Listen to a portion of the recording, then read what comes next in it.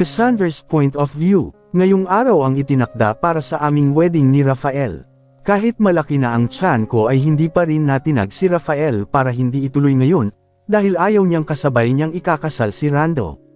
Loko talaga ang lalaking iyon. Habang nakatingin ako sa malaking salamin ay hindi mawala sa akin ang malawak na ngiti sa aking labi.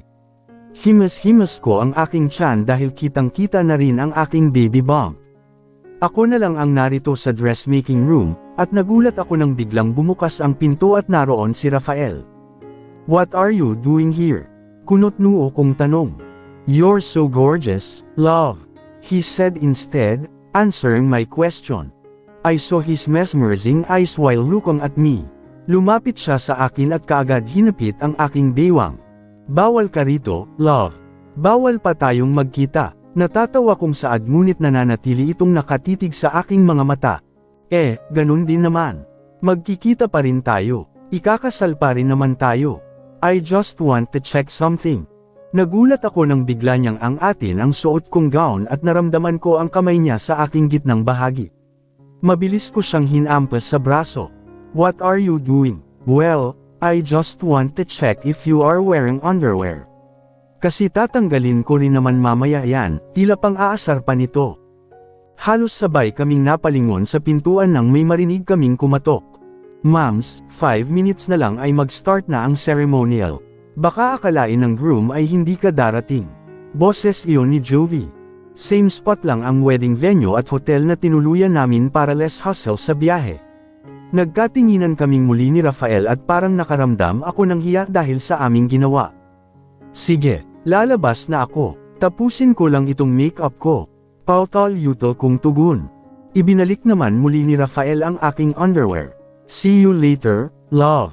Don't forget to say I do in front of the priest. I love you." He gave me a kiss on my forehead before leaving the makeup room. Naramdaman ko ang pagkalagkit sa pagitan ng hita ko. Talagang hindi pa rin makapagpigil si Rafael. Muli kong inayos ang aking sarili at lumabas ng makeup room na parang walang nangyari. "Napakaganda mo. Perfect na perfect." Tili ni Jovi nang makalabas ako. "Salamat, Bex. Kinakabahan ka ba?" Kaagad na tanong ni Leslie habang nakangiti. Medyo na parang may butterfly sa bituka ko. Natawa kaming tatlo sa aking sinabi. Nagtungo na kami sa entrance ng wedding venue habang nasa tabi ko si Daddy. "I'm so happy for you, anak. Finally your dream is now happening. Magkakaroon ka na ng buo at masayang pamilya. Mahal na mahal kita," sambit ni Daddy saka ako hinalikan nito sa noo. Pinipigilan ko ang hindi maiyak pero talagang sobrang saya ko ngayon. "Salamat po, Daddy. Thank you for being a mother, father, and best buddy to me. Mahal na mahal ko rin po kayo pati na ng mga apo nyo. This is it, my happily ever after." Nang bumukas ang pintuan ng wedding entrance ay malim-ayos na musika ang sumalubong sa amin. Ang lahat ng mga taong narito ay yun lamang na pinakalamalapat sa buhay namin. Ang mga taong nakasama namin sa hirap at ginhawa. Lahat sila ay nakatingin sa akin habang ako ay nakangiti sa kanila at naglalakad sa gitna ng aisle. Nang tingnan ko ang unahan ng gitna, ay naroon si Rafael na sobrang lawak ng ngiti. Nakita kong inabutan ito ni Theodore ng tisyo dahil naluluhan na siguro ito. Ang daming nangyari sa buo naming pagsasama. Ngunit heto kami, at magiging isa pa rin. Manganga ko ng pag-ibig sa harap ng Diyos. Isa na lamang ang mahihiling ko, na sana ay gabayan niya kami, at siya ang maging sentro ng buhay namin. Bigla naman akong natigilan sa paglalakad ng mahagip ng mga mata ko ang isang nakablak na babae. Natatakpan ang mukha nito ng isang bilong itim. "What's the problem?" Natauhan ako nang magsalita si Daddy, at saka ako umiling at muling ngumiti at naglakad. Nang tumingin akong muli sa pwesto ng babae kanina ay wala na ito roon at si Denise na ang nakita ko.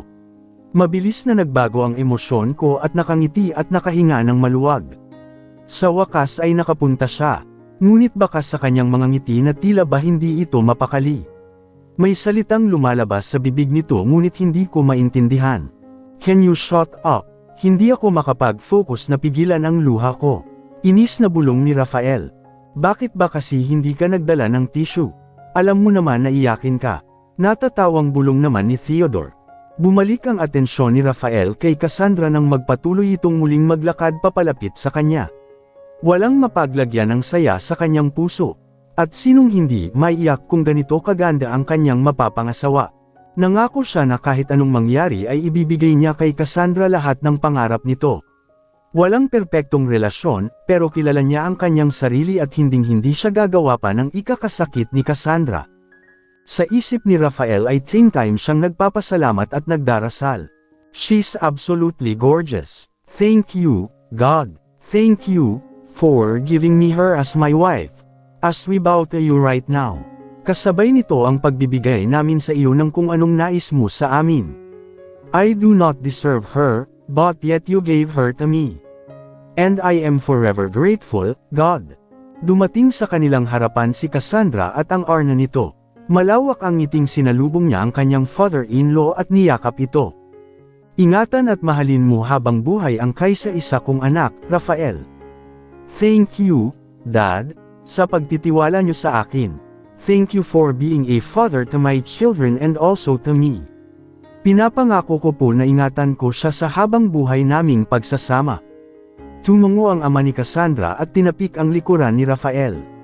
Iniabot na sa kanya ang kamay ni Cassandra, at nakangiti niya itong tinanggap at hinalikan.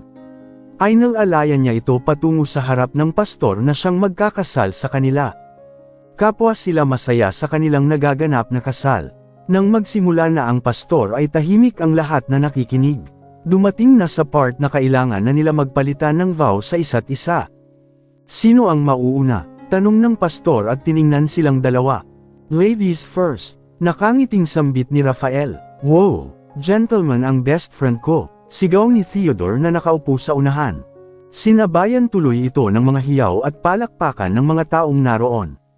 Para namang gustong sugurin ni Rafael si Theodore dahil sa pagiging maingay nito. Kahit kailan ay wala na talaga itong dinulot na hindi siya napapahiya. Mula naman sa dibdib ni Cassandra ay inilabas ang nyamalit na papel na isiningit ni Jovi kanina. Naroon kasi nakasulat ang kanyang nais sabihin bago sila maging isang muli ni Rafael. What is it doing there? Takang tanong ni Rafael sa kanya at nagtawanan ang mga tao sa reaksyon ni Rafael. It's Jovi's idea, mas madali kong makukuha. Napatingin si Rafael kay Jovi. Don't tell me he's the one who put it there. Yes, he is. Why? Nakita ni Cassandra ang nakakunot at nanlalaking mga mata ni Rafael. Masama itong tumingin kay Jovi at inumangan ito ng kamao. Kaagad naman na namutla si Jovi. Why? What's wrong? Natatawang tanong ni Cassandra. Love, he is still a man. Damn it. Parang nawawala ng pasensya si Rafael. Habang ang kanilang mga bisita ay tuwang-tuwa sa nagiging reaksyon ni Rafael. Hindi na lamang ito pinansin pa ni Cassandra at nagsimula siyang basahin ang isinulat niya. Hey, love. Napakarami nating pinagdaanan, pero hindi mo ako sinukuan at iniwan. Sino ba naman kasing susuko kaagad kung ganito ako kaganda, di ba? Nagtilian ang mga tao habang si Rafael ay pumapalakpak at nakangiti. That's right, you are so gorgeous, sigaw ni Rafael. Pero seryoso, unang-una gusto kong magpasalamat sa Diyos, dahil binigyan niya ako ng isa pang tao na mamahalin ako ng lubos. Hindi ako iwan. Hindi kailanman ako sinaktan, pinagbibigyan ako sa lahat ng aking hiling, at sobrang alaga niya sa mga anak namin. Nagpapasalamat ako sa daddy ko, dahil siya ang naging tulay upang magkatagpo ang landas namin ni Rafael. Alam kong marami pang taon tayong magsasama at maraming pagsubok na darating, pero sabay natin itong haharapin kasama ng mga anak natin. Lalaban tayo para sa kanila. Ipinapangako ko na ikaw at ikaw pa rin hanggang dulo. I love you, Rafael Roosevelt. Sigaw ni Cassandra sa dulo. Kailangan namin yan. Sigaw ni Shane habang pumapalakpak kasabay ng lahat ng kanilang bisita. Ibinigay niya kay Rafael ang microphone at nagkaroon naman ng katahimikan. Tumingin si Rafael sa mga bisita, sa kanyang daddy, kay Randall, Rogelio, Harris, Theodore at sa kanyang dalawang anak. Huminga siya ng malalim bago magsalita, dahil piniplat niya ang hindi maluha. Go on, love. Pag-cheer up sa kanya ni Cassandra. Well, I don't want to cry. But hell yeah, I am starting to cry. Nagtawanan ang kanilang mga bisita. Wala naman akong masyadong sasabihin. You and I know how we love each other. I can give my life to you, because you're my life. I promise also to love you until my last breath. Hindi ako perpektong tao, pero mamahalin ko kayo ng mga anak natin at hinding-hindi ko hahayaan na masaktan kayo. I love you more, Cassandra Castañeda. Namayani ang sigawan at palakpakan sa buong wedding venue. Ang lahat ay masaya para sa kanilang dalawa. Kitang-kita rin naman ni Cassandra sa kung gaano kasaya si Rafael kahit pamangiyak-ngiyak ito. Does anyone object to the marriage of Cassandra and Rafael? Tanong ni Pastor. Mula sa daddy ni Cassandra, daddy ni Rafael, kay Randall, Rogelio, Theodore at Harris. Sabay-sabay ang mga ito na tumayo at humarap sa mga tao at ipinakita ang baril sa kanilang tagiliran. Namayani na naman ang tawanan at saya sa buong wedding venue. Habang si Cassandra ay gulat sa nakita, si Rafael naman ay nangingiti lang because it was his plan. Guess, wala. Sambit ng pastor at natawa na naman silang lahat. Rafael Roosevelt, do you take Cassandra Castañeda for your lawful wife, to have and to hold, from this day forward, for better, for worse, for richer, for poorer, in sickness and in health, until death do you part? I do. Yes, I do. Cassandra Castañeda, do you take Rafael Roosevelt for your lawful husband, to have and to hold, from this day forward, for better, for worse, for richer, for poorer, in sickness and in health, until death do you part? Matagal na katahimikan ang namayani at tumitig si Cassandra sa mga mata ni Rafael. Kinabahan naman bigla si Rafael dahil sa tagal na sumagot ni Cassandra. Ngumiti si Cassandra ng malawak bago nagsalita. Yes, I do. Parang nabunutin ng tinik si Rafael sa lalamunan at muli siyang nakahinga ng maluwag. At sabay-sabay na nagpalakpakan ang mga tao. Ngayon ay buong kabab ang loob nating hilingin ang pagpapala ng Diyos sa kasintahang ito, upang sa kanyang kagandahang loob ay paboran niya sa kanyang tulong ang mga pinagkalooban niya ng sakramento ng pag-aasawa. In the sight of God and these witnesses, pronounce you husband and wife. You may now kiss. Kiss, kiss, kiss. Sigaw ng mga tao. Hinawakan ni Rafael si Cassandra sa kanyang pisngi at dahan-dahan niya itong hinalikan ng marahan. Hindi alintana sa kanila ang ingay at sigawan ng mga bisita, dahil para bang sa lugar na iyon ay silang dalawa lang ang naroon. Hanggang sa kapwa na sila habol sa kanilang hininga bago bumitaw sa isa't isa. Pagharap nila sa kanilang mga bisita ay saktong may tumulong kulay pulang likido sa mukha ni Cassandra. Napakunot siya ng noo at pinunasan iyon. Nanlaki ang kanyang mga mata nang makitang kulay pula ito at tila dugo. Tumingin siya sa itaas at napatingin din siya kay Rafael.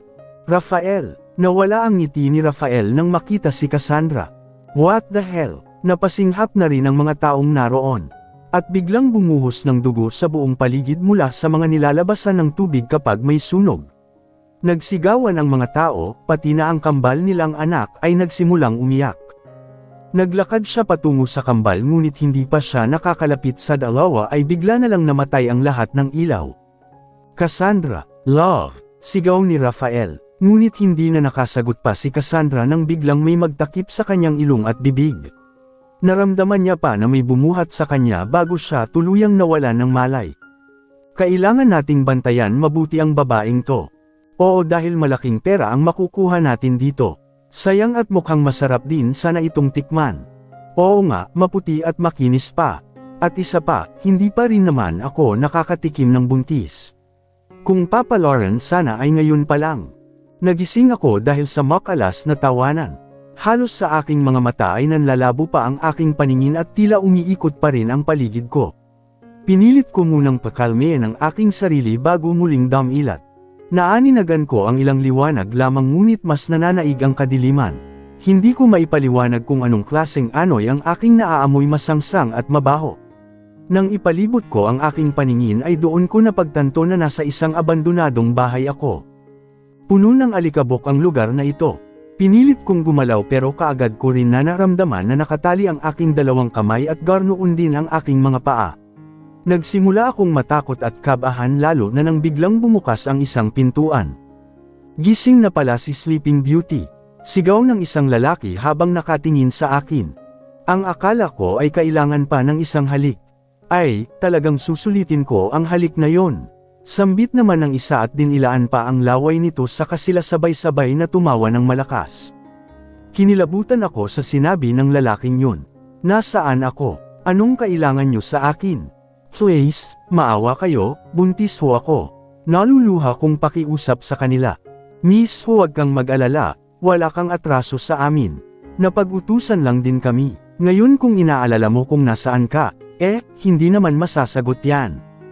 Pwede namin sagutin, basta ba, paligayahin mo kami. Nagtawanan muli ang mga ito. Mas lalo akong natakot at pakiramdam ko ay may masama silang binabalak sa akin. Ano bang nangyari? Paano ako napunta rito? Napapikit ako upang alalahanin ang nangyari bago ako mapunta sa lugar na ito. Napadilat ako nang maalala ang wedding namin ni Rafael. I am still wearing my gown pero puno na ito ng dugo. Oh my gosh, sino ba ang may gawa nito? Ang mga anak ko, nasaan sila? Ligtas ba sila? Sino ba ang nag-utos sa inyo? Baka pwedeng pakawalan niyo ako at dodoblehin ko na lang ang bayad niya sa inyo. Nako, miss, hindi kami bumabaligtad sa kung ano ang trabaho namin. Kung sino ang naunang mag-utos at magbayad ay siya ang susundin namin. At isa pa, hindi kami tanga para hindi malaman na baka may naghahanap na sa iyong nga pulis. Ayaw naming makulong, madalang ang good item doon. Paliwanag ng tila leader sa kanila bago nagtawanan muli ang mga ito. Ilang sandali pa nang may marinig ako ng tunog ng isang takong, mabilis akong napatingin sa pintuan at halos napaawang ang aking labi at nanlalaki ang aking mga mata nang makita kung sino ito. Oh, gising na pala ang malanding higad. Nakangiting sambit nito na halos umi-echo sa loob ng kwarto na yon. Samantha, naiiyak kong sambit. Paano ka nakalabas ng kulungan? Halos mapailang ako at hindi makapaniwala. Oh, bakit naman umiyak ka?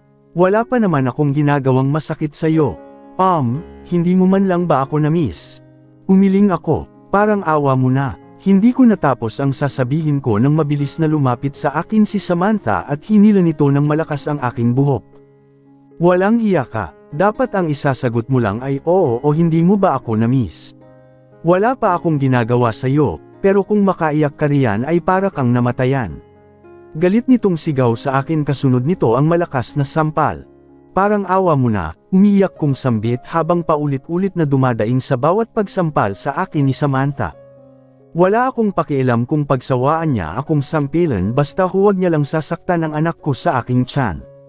Gustong-gusto ko kitang patayin. Ikaw ang dahilan kung bakit hindi na kami nagkabalikan pa ni Rafael. Ikaw ang dahilan kung bakit nawala sa akin ang pamilya ko. Ikaw ang dahilan kung bakit nawala sa akin pati si Alfred. Papatayin kita, pero hindi pa ngayon, dahil kulang pa kayo. Dapat kumpleto kayo rito ng mga anak mo. Huwag kang mag-alala, on the way na sila. At malakas na tawa ang pinakawalan nito. Napatigil ako sa aking pag-iyak. Hindi, Samantha, huwag mong idamay ang mga anak ko parang awa mo na. Ako na lang ang saktan mo. Please, humahagulgol kong iyak. Sa totoo lang ikaw naman talaga ang may kasalanan, pero kasi kung ano ang puno siya rin ang bunga. Pare-parehas kayong mga mang-aagaw. Kung hindi lang yumpal si Mommy noon malaki na rin sana ang anak Nornin ni Rafael ngayon. Napakunot ako ng noo sa huling sinabi ni Samantha. Anong ibig mong sabihin? Anak nyo, napangisi naman si Samantha. Tingnan mo nga naman, ang akala mong perpektong relasyon ay puno pa rin pala ng sikreto. Hindi pa pala lahat ay sinabi sa iyo ni Rafael. So, ngayon alam mo na. Oo, nabuntis ako noon ni Rafael. Hindi yan totoo. Hindi ako naniniwala sa iyo. Kapatid lang ang turing niya sa iyo. Sinampal akong muli ni Samantha at hinila muli nito ang aking buhok dahilan kaya napatingala ako sa kanya. May kapatid bang naghahalikan? May magkapatid bang pinapaligaya ang isa't isa? May kapatid bang muntik ng magkaanak? Tell me, Cassandra. Umiling ako, hindi ako maniniwala sa sasabihin ng babaeng to. Alam kong hindi yun magagawa ni Rafael. Alam kong kapatid lang ang turing niya kay Samantha. Kahit kailan ay hindi sumagi sa isip niya na magagawa iyon ni Rafael. Ikuha niyo ako ng upuan. Sigaw muli ni Samantha na dali-dali naman sinunod ng mga tauhan nito. Naupo ito sa harap ko habang naka-cross legs ito. Hay, nako, Cassandra. Tanga ka talaga, hindi mo man lang ba naisip kung bakit may nursery room sa mansion? Because it's for our child. No, para iyon sa anak namin na hindi ko naprotektahan. Mag-isip ka nga, kaagad-agad magpapagawa si Rafael ng ganun. Wake up, Cassandra. Rafael is not a saint. He's just a man na kailangan din ng babaeng magpapainit sa kanya sa kama noong hindi pa kayo magkakilala. At ako yun. He's crazy about me before you came. Bitawan niyo ko. Ano ba? Saan niyo dinala ang anak ko? Malakas na sigaw yun at papalapit sa kanilang pwesto. Pamilyar kay Cassandra ang boses na iyon ngunit hindi siya sigurado dahil naghe-hysterical ang babae. Kapwa na lamang na napatingin si Cassandra at Samantha nang biglang pumasok ang dalawang tauhan habang bitbit ng mga ito si Denise. Denise, naitiyak na bulong ni Cassandra habang may mga pasa at dugo ang labi nito. Madam, ang lintek na babaeng to ay nilaglag tayo. Galit na sambit ng isang lalaking may hawak kay Denise. Mabilis na tumayo si Samantha at kinuha ang buhok ni Denise. Walang hiya ka talaga, hindi ba't sinabi ko na sayo na kapag pumalpak ka sa trabaho ay papatayin ko kayo ng anak mo? Talagang wala ka ng takot no? At malakas na sinampal nito si Denise. Umiiyak na tumingin sa kanya si Tanani at bakas na bakas ang sakit na nararamdaman nito. Stop, Samantha. Please, stop. Umiyak na sigaw ni Cassandra. Huwag mo siyang saktan. Maawa ka naman. Pati ba naman itong babaeng frimaidor sa iyo kinaawaan mo? Hindi mo ba alam na siya ang ginawa kong tulay para malaman ko kung kailan ang kasal mo, at para makuha kita? Dapat magalit ka sa kanya. Sunod-sunod na tawa ang pinakawalan ni Samantha. Umiling si Cassandra habang umiiyak. Alam niya sa kanyang sarili na napilitan lamang ito. Marahil si Samantha rin ang dahilan kung bakit biglang nawala si Denise. Ibinalibag si Denise sa kanyang tabi, at umubo ito ng may kasamang dugo. Lalong nakaramdam ng takot si Cassandra sa sitwasyon ni Denise. Itali ang dalawang yan, tiyakin na hindi sila makakawala. Lilipat tayo ng hideout. Sigaw ni Samantha at lumabas ito ng kwarto. Napatingin si Cassandra kay Denise na halos pikit na ang isang mga mata. Denise, kaya mo pa ba? Naiiyak niyang tanong. Tumango naman ito. Kaya ko pa, ang baby ko Cassandra. Kailangan niya pa ako. Umiiyak naman itong tugon. Nagsimula silang talian ng apat na lalaki. Kuya para niyo ng awa, pakawalan niyo na po kami. Umiiyak na pakiusap muli ni Cassandra. Bibigay ko kahit anong gusto niyo, may pamilya rin kayo kaya alam kong alam niyo ang pakiramdam ng mapunta sa ganitong sitwasyon. Ayaw pa namin maiwan ang mga anak namin, huwag kayong palilinlang kay Samantha, napakatuso ng babaeng iyon. Miss, gaya ng sabi namin kanina hindi kami tumatalo sa kung sino ang kausap namin. Ngayon, kung naniniwala kayo swerte, magdasal kayo na sana ay swertehin kayo. Namayani na naman ang tawanan sa apat na lalaki. Sunod na tinakpan ng mga ito ang kanilang bibig gamit ang tape at tinakpan ng sako ang kanilang ulo. Bago pa man sila buhatin ay nakarinig na sila ng sunod-sunod na putok mula sa mga baril. Naging alerto ang pandinig ni Cassandra, ganun din ang mga lalaki. Kaagad nilang binaba sila Cassandra at Denise sa katumingin ng isa sa bintana. Nalinti ka na, mukhang nasundan na tayo, sambit ng isang lalaki. Si Madam nasaan na kaya? Ilang sandali pa nang makarinig sila ng tunog ng helicopter mula sa rooftop. Tinawagan ng isang lalaki ang cellphone number ni Samantha. Ang tatlo naman ay nakaamba na ang kanilang mga baril sa posibilidad na pumasok na ang mga pulis. Anak nang, ayaw sumagot ni Madam. Mukhang pinabayaan na tayo, galit na sigaw ng leader ng apat. Boss Raul, hindi tayo maaaring makulong. Ayokong maiwanan ang pamilya ko. Reklamo ng isa. Pinapag-aral ko pa ang kapatid ko. Hindi rin ako pwedeng makulong. Reklamo pang isa. TWD na ang asawa ko. Hindi siya pwedeng mag-isa na lang. Sunod na reklamo pa ng isa. Ang tatlo ay halos problemado na. Natitiyak din nila na kung hindi pa patay ang ilan nilang kasama marahil ay nahuli na ito ng mga pulis. Napasabunot tuloy sa buhok ang kanilang leader dahil sa problemang kaharap nila. Gumawa naman ng ingay si Cassandra at gumalaw. May gusto siyang sabihin at kaagad naman na naintindihan iyon ng isa sa mga lalaki. Oh, anong gagawin mo? Naguguluhang tanong ng leader. Tama ang babaeng ito boss. Tuso si madam. Heto at pinabayaan niya tayo rito. Tuluyan nitong tinanggal ang narcotic sa ulo at bibig ni Cassandra at Denise.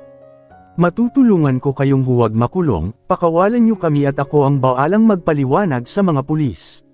Pakikiusap muli ni Cassandra.